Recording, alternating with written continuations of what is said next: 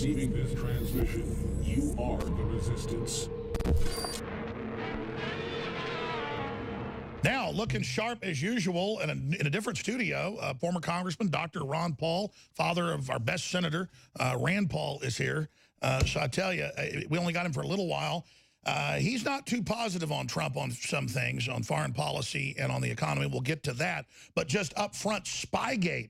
This totally vindicates what you exposed in Congress, how they're spying on Congress, spying on the Senate, spying on the House, spying on different agencies. What a mess this whole surveillance grid is. So I think that's something positive coming out of this mess is Spygate. What's your view on this? Because this looks like it's 1,000 times bigger or more than Watergate, Dr. Paul. Well, who knows? I guess we have a lot to learn yet. I do believe that when you look into it, it's been going on for a bit. We've been involved in many elections over the years. Other presidents have done this too. And also, we get involved in everybody's elections. We've been involved in 100 elections since World War II with our CIA overseas. So that's the kind of stuff I'm sick and tired of. And this is a distraction from the things I think we should be talking about: our interventionist foreign policy, our Federal Reserve System, our deficits that we've run up, our attack on our civil liberties. And these other things are a distraction because, in a way, on the big issues, it's very bipartisan. But when it comes to a campaign and when they want to look like they're fighting each other, then they accuse each other of cheating. And it goes on and on. And I like to get people thinking about some very serious things. And that is, our personal liberties in this country are being eroded. This deficit cannot continue. Republicans spend more than the Democrats, and ongoing war. We're just appointing now, the 18th new general for Afghanistan. We've been there for 18 years, and now we're talking about who said what on some of these things, which is important. But I still think that there's a bipartisan collusion on financing big government. Alex, you've seen me work for years about the Federal Reserve, but the Republicans aren't any better than the Democrats. They all love the Federal Reserve because it finances the military-industrial complex. It takes care of the welfare state, takes care of the deficits, and that's where big government is, and that's where the deep state has a lot of influence. Well, I agree with you that overall, Trump on foreign policy has gone back on a lot of stuff. 2 strikes on Syria when clearly they were false flags, faked the first few times. This newest one, the inspectors got there and said they found no evidence of an attack. There's been UN reports exposing it. And then now you've got him continuing to stay in Afghanistan, even though he says that he initially was wanting to get out of there. So you're absolutely right on those points that that's happening. If that's the case, then why is the media and the establishment so anti-Trump compared to any other president we've ever seen? I mean, they are really mad about some of the things he's doing. Well, I think he does pose a threat to the deep state, at least symbolically, and what he said in campaigns, and he's sort of erratic and they don't know what he'll do. But policies don't change. It seems like I haven't been able to figure it out, whether he's part of the deep state and the neocons, because he ends up with a neocon foreign policy. Just look at his appointment, whether it's Haspel or Haley or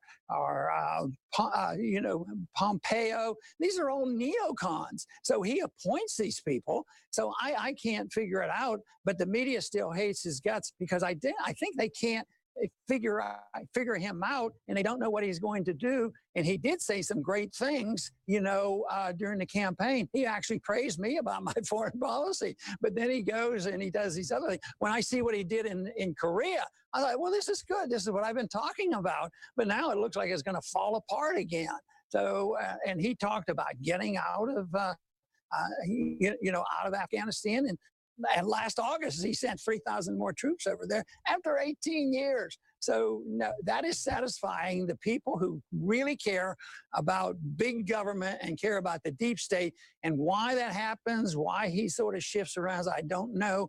I don't know if there's pressure put on him or what, but his policies have changed. And they're unpredictable. And I think that's why, some of the people in the media don't like him. But, it's a hard job keeping up what our policies really are. And we hear one thing and something else is being done. Take Bolton. I mean, he puts Bolton, the mad dog, in there and then wonders why Bolton keeps saying, we're going to do to North Korea what we did to Libya, the exact thing they said. Don't do what you did to Libya to us, and we'll give up the weapons. And then Bolton says, we're going to do what we did to Libya. And Trump rightly interpreted that Bolton was torpedoing it. Well, I mean, what do you expect? Well, the reasoning is bring in the war hawks to have them in your camp so you can control them. No, these guys, they are singing to the tune of a different master, the military-industrial complex. Right, and if and this gives them incentives to defy us, because if you look at our history, we find out that if they give up their nukes, they get killed. I mean, Saddam Hussein, that all was based on a lie. And then, you know, what happened to him, and Gaddafi, the same thing. Why should the Iranians believe us? I think we're losing credibility. And when the dollar goes down, we're really going to lose credibility, and that's going to be a big deal, because we can't run the world with the financial situation if people tend to reject the dollar. And well, obviously, you're right about the fiat currency, and the inflation's already starting to come in. But if Hillary had gotten in, who knows what would have happened? What do you then make of the inside baseball is going to come out of Kudlow? I would talk to folks that were in the meeting. They're projecting 4+% growth rate when they make the new announcement in the next quarter. Well, I think that's all fiction. That's fake predictions, because I don't even believe what they give us now. Why are so many people miserable, and why are people living on the streets going up dramatically? I think Trump has done great things because he's reduced the regulations, he's lowered the taxes, and he's changed the atmosphere. But all the money is going into the stock market. It props up the stock market and buybacks and bringing these companies together, because there's not the economic growth is necessary. If they come up and say next year there's going to be 4%. And by the way, Trump used to always say that the stock market wasn't a real gauge. I just think I think the economy was already crashing, like you said. The whole world was winding down. We're going off a demographic cliff. And so Trump's trying to prop up the inevitable. I think that's what's happening. I mean, I don't think you can really blame him, because you're damned if you do. Well, I know you got to go soon. It's a quick break. Come back then in a few minutes and tell us what you would do economically to pull us out of this. I mean, I know you wouldn't be a dictator if you were president, but what you would have done if you would have been elected, you know, back 6-8 years ago. A little bit more time with Dr. Ron Paul from the Liberty Report with us on the other side. And then we've got a bunch of other critical intel coming up as well. Ron Paul, LibertyReport.com, RonPaulChannel.com. All right, a few more minutes with Dr. Ron Paul on if he would have been elected president years ago, what course changes he would have made versus what's happening now. Basically, what would he do if he was President Trump? Dr. Paul? Oh, today you don't have a whole lot you can do, but you could use the veto pen and make everything that they want passed, use a 2/3 vote, because you should veto all these spending bills until people wake up. And you should bring the troops home. We should give up on this foreign policy. And the president has a lot to say about foreign policy. And he doesn't have to send the troops around the world. There are no declared wars. Why should he be fighting wars? There's no reason for it. So I'd start bringing the troops home, saving a lot of money. We've spent $5 trillion on the Middle East since this century started. And the wars continue, they're ongoing, and they have to end. And in this atmosphere, when you have a constant war on terrorism, it means that you can justify violations of our civil liberties at home. And that's what's happened ever since. And Alex said, when we first met, I think we were dealing with the Patriot Act. As soon as you have a crisis, they passed the things that they had been planning on. They had planned on the Middle Eastern wars, and they had the Patriot Act in order. So when we have the crisis, then they come in and they use them. But I think what we need to do is cut the spending, bring the troops home, you know, curtail the power of the Fed. We should get rid of the Fed. But in the meantime, I would tell the Congress, look, we're going to find out what these guys are doing. They are terrified. Republicans and Democrats are terrified that we would ever get hold of the books on the Federal Reserve and find out who's really making the big bucks. Then a lot of people ask me, I guess they ask you, who actually is the deep state? Well, we would find out. If you find out what's in the Fed, that deep state will be there. And it won't be one group of people, 5 people who run the world. There's going to be a lot of different people. They'll be in banking, and they're going to be in foreign policy and military-industrial complex. So you got to get to the Fed. And besides, the Fed is the economic planner. They plan. They think they know what interest rate should be. They don't know what interest rate should be. They think they know what we do with deficit. We print money for it. That all has to stop. A president could do it. But quite frankly, that president wouldn't be in office for very long. It would be such a challenge to the establishment that what they would probably do, there'd probably be an impeachment, and it would be bipartisan. They could impeach an individual like I'm talking about because it would be such a challenge. And the other thing is if you're dealing with drug addiction, which you tell people, stop your drinking, stop your drugs, there is a side effect from that, and it's very difficult. So that is what they want to avoid. So if you want to live within your means and live off the drugs, there's going to be some people that are uncomfortable. That's why it's not going to happen. It's going to continue until the whole thing comes down on our head. That's why I emphasize the philosophy of economics, the philosophy of foreign policy, why liberties are important, so that we can have bipartisan support for something good, and that is the protection of liberty. And well, I totally agree with you. And in closing, Dr. Paul, I mean, we've just seen the spectacle of this 30-year-old man.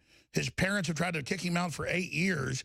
They've given him 5 eviction notices, and the Democrats are arguing on television and lawyers that that 30-year-old man should be able to live there and have his parents as his slaves and eat their food and use their electricity and come in and out and do whatever he wants. And then he actually was like bitching and complaining. We're trying to get him on the show because I want to try to talk some sense into him.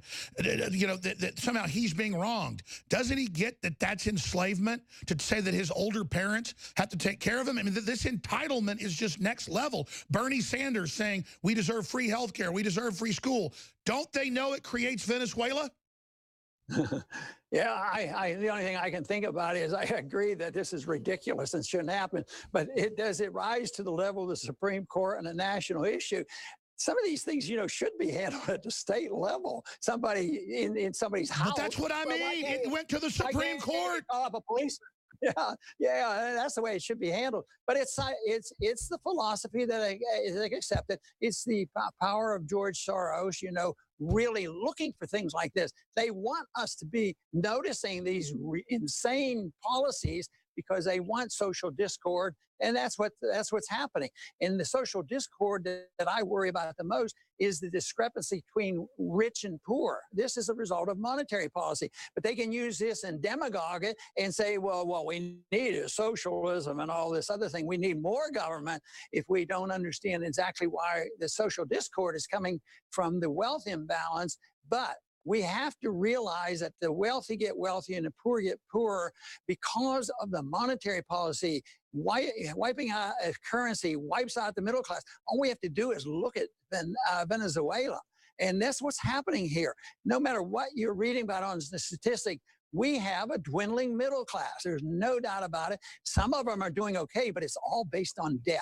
And the debt will be rejected because the dollar will be rejected, and then we'll have to start from scratch, which might not be too bad of an idea. And now we see building major inflation. That's what's really hurting people. There's been some jobs coming back. Trump's tried on that. A lot of factories, that's good. But there's so much debt, as you said, that then starts creating this inflation bubble. And it's really a nightmare scenario. And I think the stock market is pushing that as well. Well, thank you for all your work, and thank you for your daily radio and TV shows. I know out of Houston are on hundreds and hundreds of TV stations and cable systems now, because I see it in hotels and you see it in you know, friends' houses all over the country. I know we're working together, you know, some of the same folks there in Houston and Phonoscope and the great work they're doing helping syndicate you. So just God bless everything you're doing, sir. Thank you for working so hard. All right. Thank you, Alex. All right. There goes Dr. Paul. We have some really big news here. You heard Michael Caputo on saying that he was basically been threatened that if he comes back on this show, they'll come after him. And then it'd be the FBI doing that. I'm not going to back down to this stuff. People have to understand that. That said, though, we were getting a lawsuit every week for a while, and we didn't get any for 2 weeks. I thought, well, this is a let-up, you know, from the whole Soros-funded, Hillary-funded operation.